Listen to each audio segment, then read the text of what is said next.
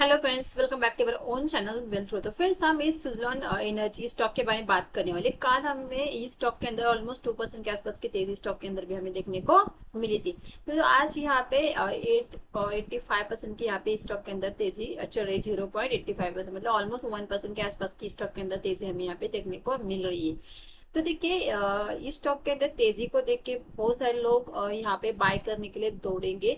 लेकिन देखिए, सिर्फ तेजी को देख के नहीं इसके पीछे पड़ना है। चार्ट के ऊपर हमें किस तरह से दिख रहा है स्टॉक, ये भी हमें यहाँ पे देखना पड़ेगा। देखिए, स्टॉक की अगर बात करते हैं यहाँ पे, तो स्टॉक ने 1 वीक के अंदर 14.63% के रिटर्न यहाँ पे दिखाई। अगर 1 मंथ की बात करते हैं हम, 1 मंथ के अंदर 40% के रिटर्न स्टॉक ने दिखाए हैं। बहुत ही अच्छे रिटर्न स्टॉक ने दिखाए, मतलब स्टॉक अच्छा खासा रनअप यहाँ पे हो चुका है।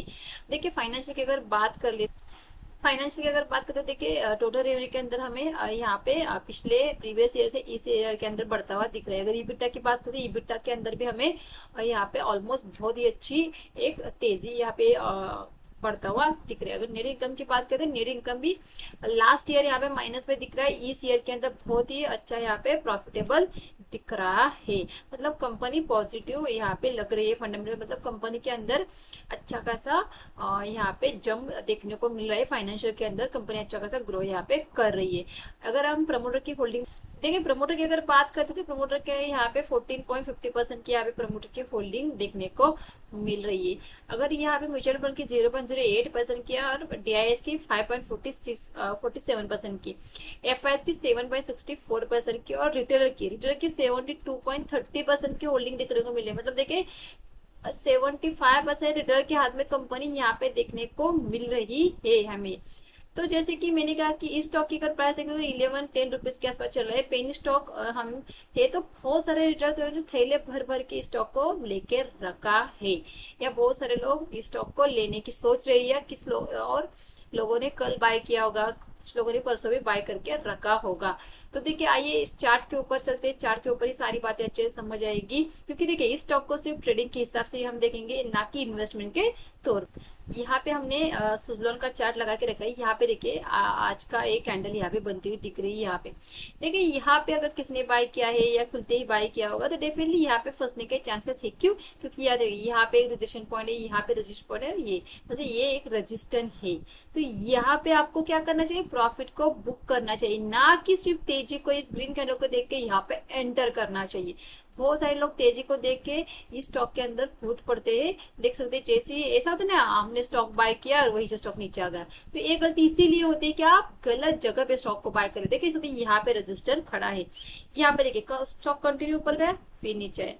जब भी इस तरह से बड़ी बड़ी ग्रीन कैंडल बना के ऊपर जाता है तो डेफिनेटली स्टॉक के अंदर एक स्पाइक देखने को मिलता है। देखिए, स्टॉक अगर प्राइस एक्शन बढ़ता हुआ जाता है तो कोई डरने की बात नहीं। लेकिन देख यहाँ पे कैसे तुरंत गए फिर नीचे, यहाँ पे ऊपर गए फिर नीचे, यहाँ पे फिर ऊपर गए फिर नीचे। स्टॉक देखिए, स्टॉक अगर मानो यहाँ पे रजिस्टर नहीं तो स्टॉक यहीं से नीचे से आ रहा है तो डेफिनेटली स्टॉक यहाँ पे रुकना चाहिए।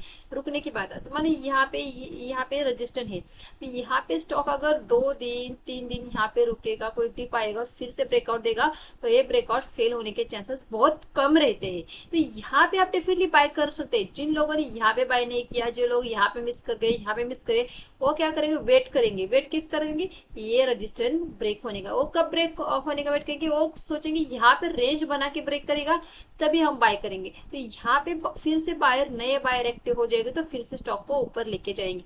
लेकिन तुरंत आप बाय करके देखिए, यहाँ पे जिन्होंने यहाँ से बाय किया वो डेफिनेटली यहाँ पे प्रॉफिट बुक करने की सोच रहे हैं या प्रॉफिट बुक कर रहे हैं, और आप डेफिनेटली उसमें फंस जाओगे। तो इसीलिए किसी भी स्टॉक को तेजी को या ग्रीन कैंडल को देख के बिल्कुल भी बाय नहीं करना चाहिए। देखिए, रजिस्टर के आसपास स्टॉक जब भी आता है तो यहाँ पर रेंज बना के अगर रजिस्टर ब्रेक करेगा तब फ्रेश बाइंग होती है उस स्टॉक के अंदर। ऐसे ऊपर जाएगा तो वैसे ही ऊपर नीचे आएगा।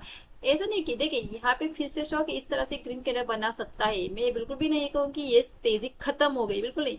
एक ये रेड कैंडल फिर से ग्रीन कैंडल में कन्वर्ट होकर इस तरह से बन सकती है, लेकिन बहुत यहाँ पे कम चांसेस रहे कि ये ब्रेकआउट यहाँ पे चलेगा। ये ब्रेकआउट फेल होने के चांसेस बहुत बढ़ जाएंगे, क्योंकि ये कंटिन्यूली ऊपर गए तो पता नहीं कहाँ से धड़क से नीचे आ जाएगा। तो इस तरह से अगर ब्रेकआउट हो जाता है, ऐसे कंटिन्यू यहाँ से ब्रेकआउट हो जाता है तो वो ब्रेकआउट फेल होता है, तो उस ट्रेड को या उस स्टॉक को हमें अवॉइड करना चाहिए। डेफिनेटली हम उस स्टॉक को अवॉइड करेंगे। हाँ, 2-3 दिन यहाँ पे रुकेगा, ब्रेकआउट करेगा, डेफिनेटली हम यहाँ पे फ्रेश बाइंग कर सकते हैं। फिर हमारा एसएल यहाँ पे रहेगा इस स्विंग के नीचे, और बहुत बड़ी मतलब अगर पेनी स्टॉक के अंदर जैसे मैं कहती हूँ 20% की तेजी आती है अगर ब्रेकआउट हो जाता है। तो देखिए यहाँ पे मल्टीपल टाइम यहाँ पे रेजिस्टेंस हिट हो चुका है। अगर ब्रेकआउट दे देता है डेफिनेटली बहुत बड़ी तेजी हमें यहाँ पे देखने को 20% की तेजी देखने को मिल सकती है।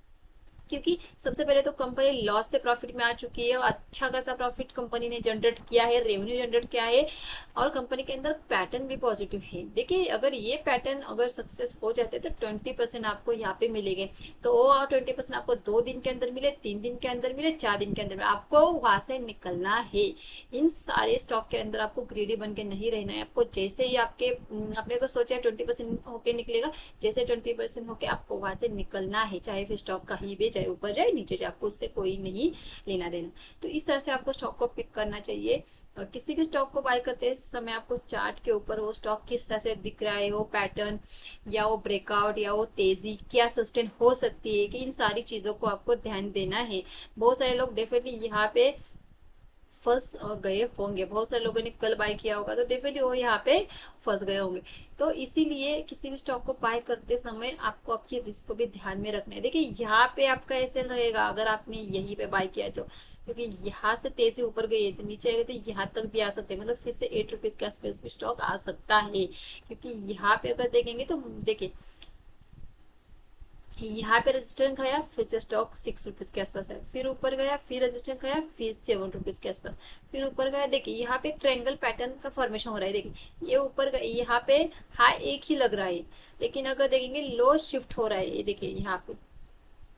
तो फिर से इस तरह से नीचे आ सकते हैं। मतलब अगर ये से अगर हम यहाँ पे यहाँ पे देखेंगे तो देखिए यहाँ पे लो शिफ्ट हो रहा है, ये इस लो के ऊपर ही ये 2 लो लगे हैं। यहाँ पे देखेंगे यहाँ पे ट्रायंगल पैटर्न का फॉर्मेशन भी हो रहा है। मतलब अगर स्टॉक इसी ट्रायंगल में फंसा रह गया तो आप स्टॉक में फिर अटक जाओगे। तो इसीलिए ध्यान दे के किसी भी स्टॉक को पिक कीजिए। सिर्फ 10 रुपीज में मिल रहा है, 5% की तेजी, 2% की तेजी देख के थैले नहीं भरने। तो आई होप फ्रेंड्स, आपको वीडियो अच्छा लगा तो वीडियो को लाइक कीजिए, चैनल को सब्सक्राइब कीजिए इसी तरह की वीडियो के लिए। Thank you.